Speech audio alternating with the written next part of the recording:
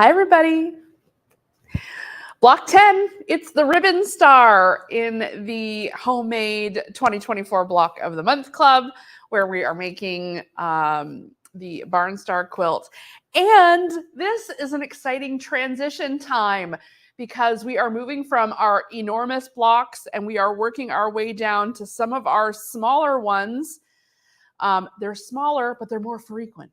So this is the first one where we need to actually make 3 blocks. So I've already made 2. We're going to be making the next one together tonight. But I would suggest you're going to be making all 3 of yours at once so that you can be chain piecing and making quick work of it. So these little blocks are so cute. And I love this. Part of what I love about this quilt most is the all the differentiation between the sizes of the blocks. I think that's what's really so many of us love about this. And you can see our little block 10s sprinkled in here. And we are now moving on to the phase of the quilt where we need to make our blocks in 3s. So yeah, it's not any harder. Just in fact, they're smaller. So even making 3 of them is a little less work than making even 2 of those first big ones. So let's get started.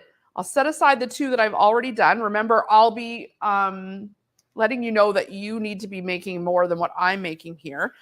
But that's just for time and efficiency's sake.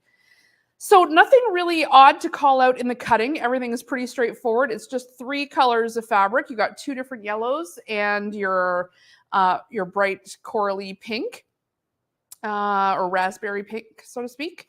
So if we turn over, it's pretty straightforward. We're just making 4 flying geese per block. So we need 12 total.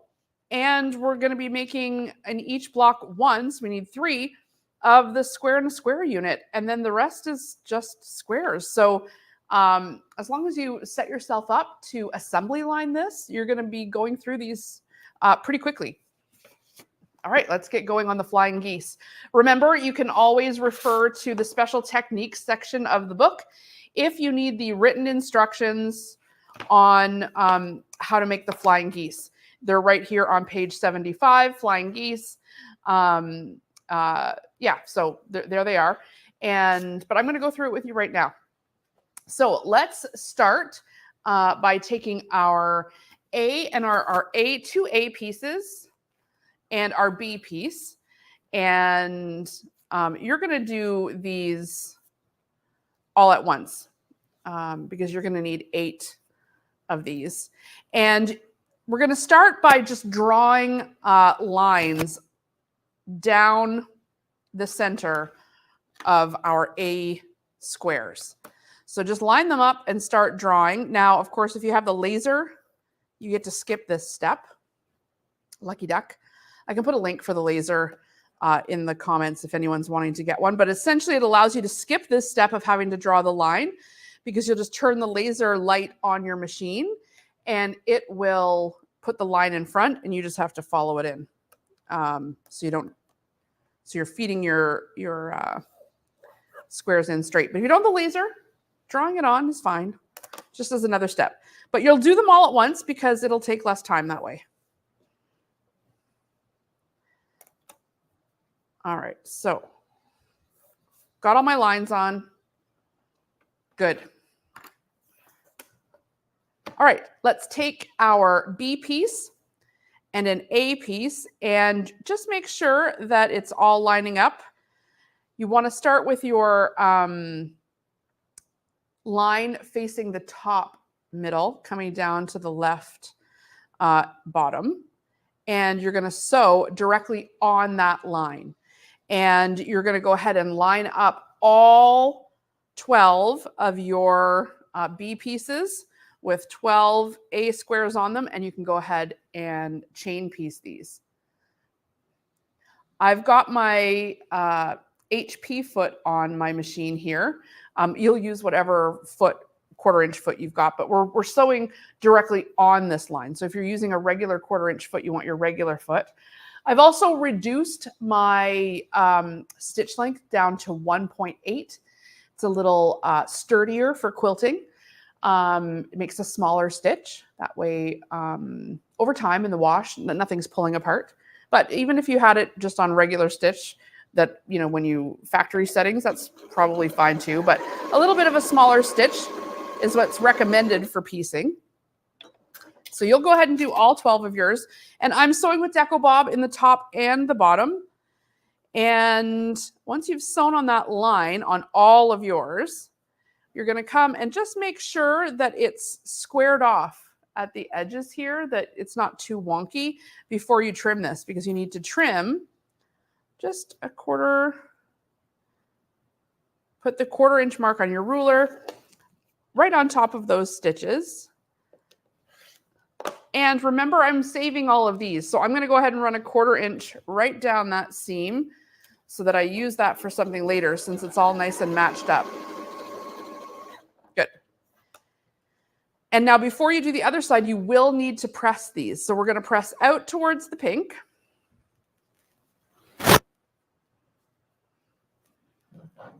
And I'm using my little iron lately. Don't worry, I still love the big iron the best, but my wrist has been hurting lately, so I'm just trying to take it a little easy. And the little iron, I like this little iron because it allows you to pinch right here for steam. And a lot of small irons don't have steam. But I still love the big iron the best. You can see this one just dripped a little bit of water. I overfilled it. Anyway, there we go. Okay. Then take your next A piece with the line this time in the center, coming down to the right hand side. And overlap here is normal. You want the overlap. That's how you're going to preserve a 1/4 inch seam at the very top here. So don't be afraid to overlap. Okay, so you'll line up all 12 of yours, and then you will sew right on that line on all 12 of yours.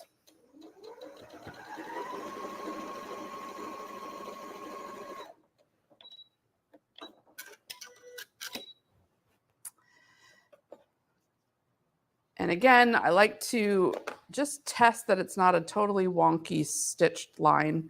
Even though the line's there, does not mean you've sewn it straight. But test it out. Looks good. Pretty square. You do want these to be squared because it's hard to sew a wonky flying geese rectangle. All right. And again, I'm going to sew those little triangles because I've sworn to myself we'll do something fun with them. Okay, press it up towards the pink. And we're good. So you will end up with 12. Wait, 4 times 3, 12. Okay, good. My math is on today. All right, so once you've got a flying geese unit, all 12, you can kind of set them aside because we don't need these again until we're assembling the whole quilt. And next up is making the square and a square. We're getting very good at these, you guys. Dare I say bored of them? I won't say it. Okay. So we're lining this up to the top, and you can line up all 3. You're going to have 3 of these blocks because it's for 3 units. And you can line up your first square and just do all 3 at once. And then we'll start doing the other sides. And we're sewing directly on that line.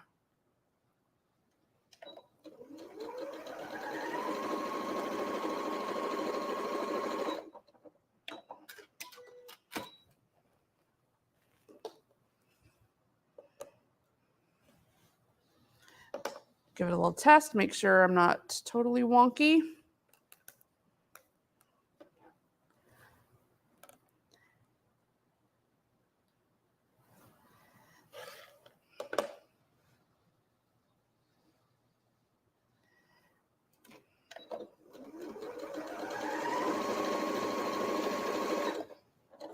Okay, and then the bottom side, make sure that your lines you're lining it up correctly. So it should go from the middle on the right down to the bottom in the center.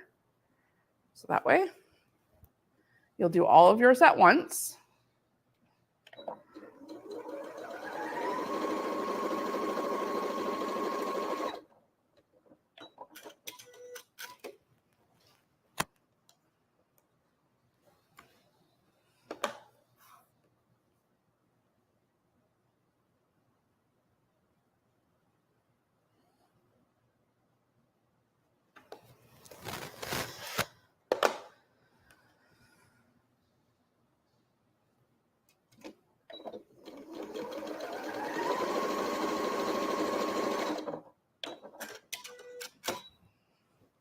Okay, and then we're going to press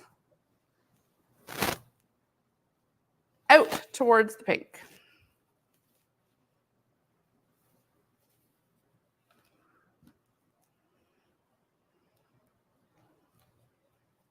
Oh my gosh, look at this one. I drew a line on both sides of this one. So it's going this way here. Too bad I didn't use a invisible ink or a sewing pen. I just used a regular pencil. That's okay. It'll come out in the wash.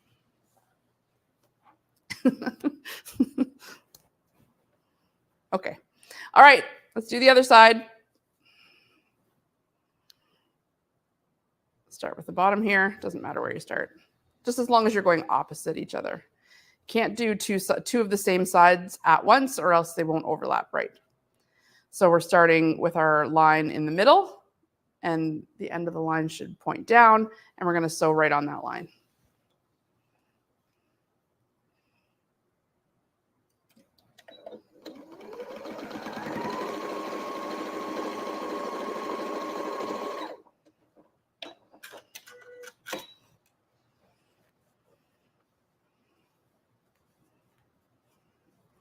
Give it a little test.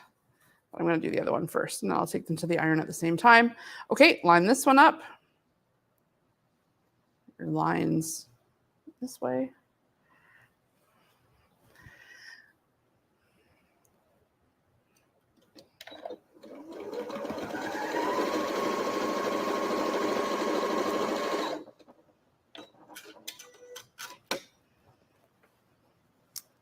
Looking pretty square.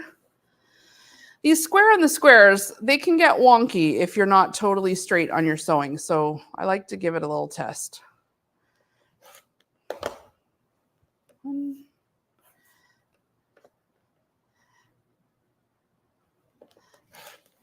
Just going to quickly sew these.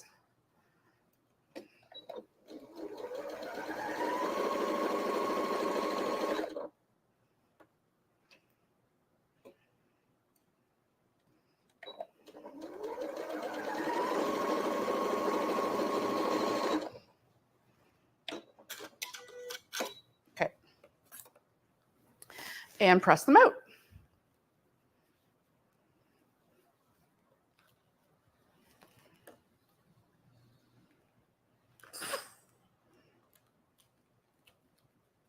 Okay, now this needs to be trimmed to 4.5 by 4.5. And if you had a 4.5 by 4.5 inch square ruler, this is when to use it. Otherwise, you're going to have to count and measure 1, 2, 3, 4.5. So I'm right on the half mark, pretty much this one. So trim. You do want to trim all of your squares, and you may just be taking off the tiniest bit or nothing at all. You might see that it dips down a little. You're definitely not taking any off of that. That you have to make up for in the seam allowance.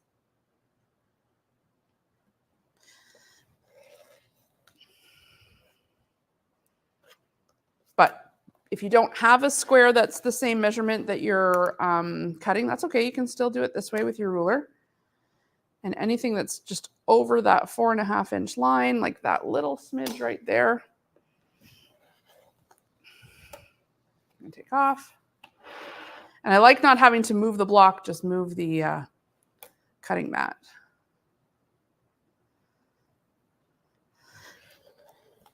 There we go.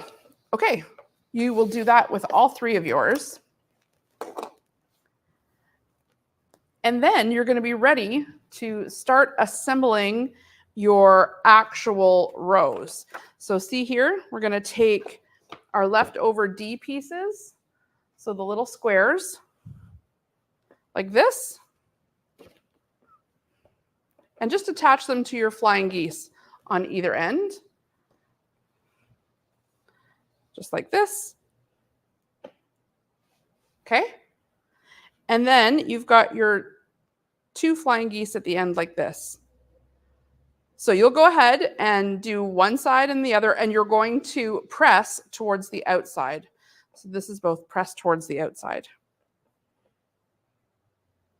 And then we'll go right sides together here.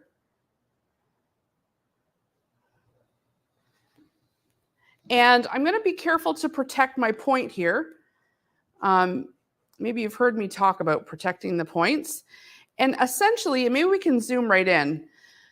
When you sew with your point side up, like this, I mean, in this case, we've got points on either side.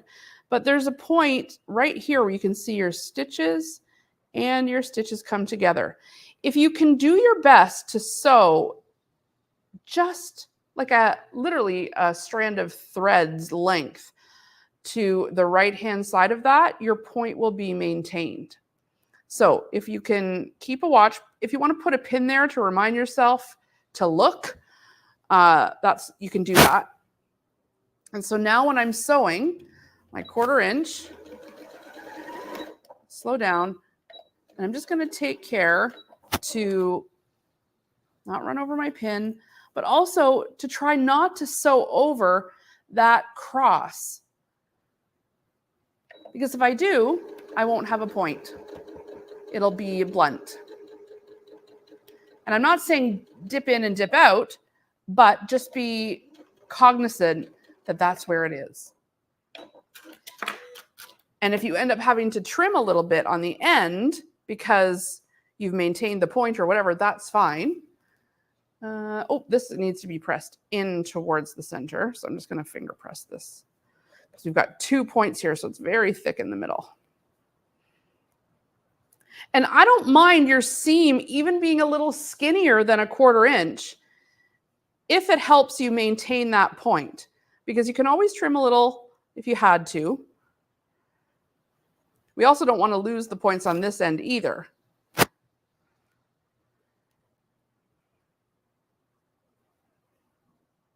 Okay, same on this side.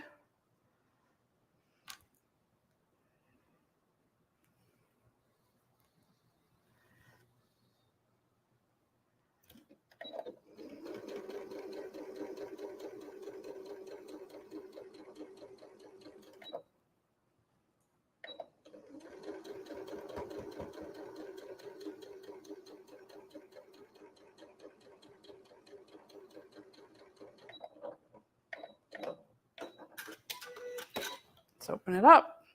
Good. Now we've got some good points there. All right. I'm just going to finger press this over so that when I bring it to the iron, it wants to go that way.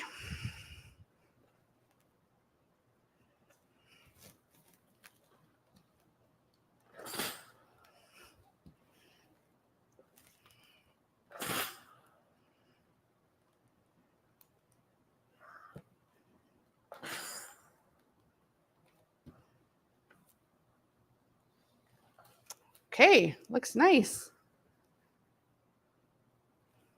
All right, lay it out. And then we'll go right sides together. And here's where our seams will nest. So we've got this pointing this way, and then on the center, it's going the other way, which allows us to bring these 2 ledges here. You can kind of feel where the thread is and butt them up against each other. That way, our points are also sticking here. I'm going to put a pin right down the center. Good. And then also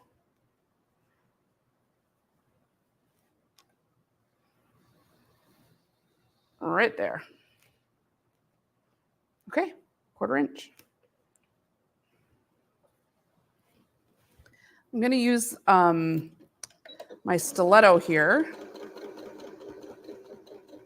just to make sure none of my seams are flipping over. I'm holding them down See here, if I don't push that down, how this sometimes will catch on your presser foot. Can we see that? Yeah. See that? So if that happens, try to stop it. Like here, I can lift up my presser foot before I sew over it, tuck it back down underneath, and just make sure that it's staying under there. You don't want to get your finger right in there, but the stiletto is perfect for that.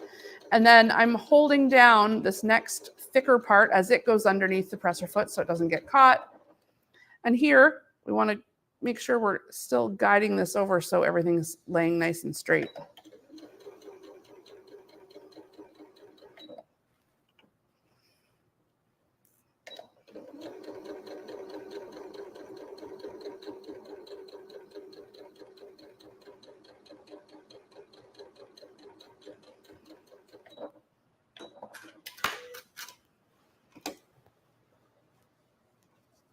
Cute, so cute. I love these little ones. Okay, next one, same thing. Nest. I like to do this little pinchy thing between my finger and my thumb. You can really feel when it's butted up against each other. Pin.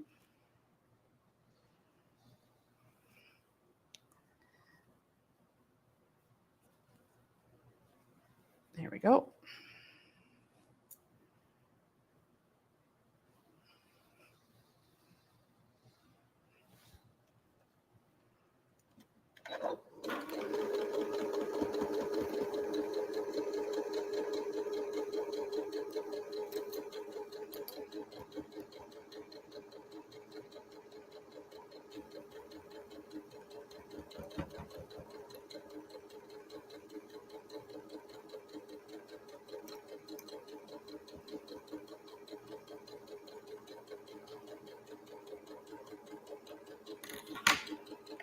There we go.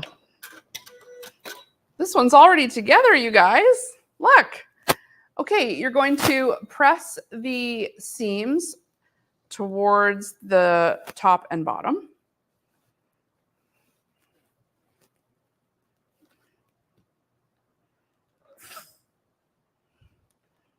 Probably use your big iron for this. Just have my little one out today.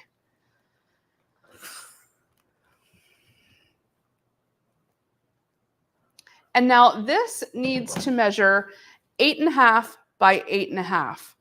So if you have that size ruler, just sort of an odd one to have. The smaller ones, yes, but kind of medium size like that, that's a tall ask to have that one. But if you do, use it. You can square it up with the ruler, or we can just measure across and make sure we're 1, 2, 3, 4, 5, 6, 7, 8.5. We got quite a bit of room to trim here, so I want to maintain my points. So I'm kind of straddling a little bit over on my 0 mark and a little bit over on my 8.5 mark. That way everything gets a nice fresh cut. Okay.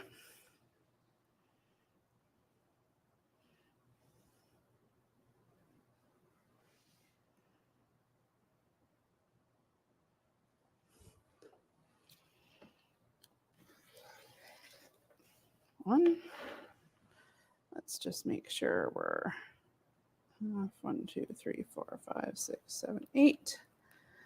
I guess I could do both sides. I don't have to. I like cutting on my right side. I hate having to go around, but sometimes you have to. But when you've got a rotating mat, you can just keep rotating. So make sure this is good. 8.5.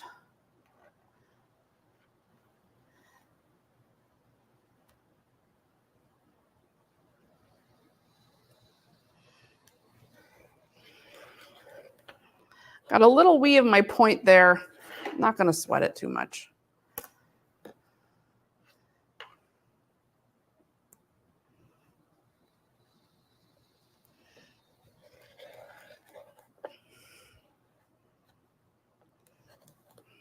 Okay.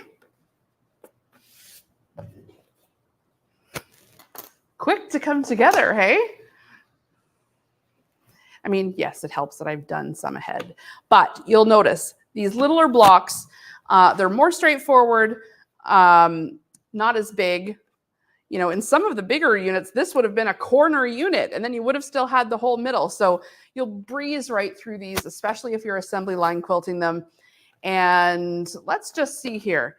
So we are going up to block 20. So we are now more than halfway done. We're going to be done this in no time. Stick with it, you guys. It's going to be beautiful when it's finished. We'll see you next time.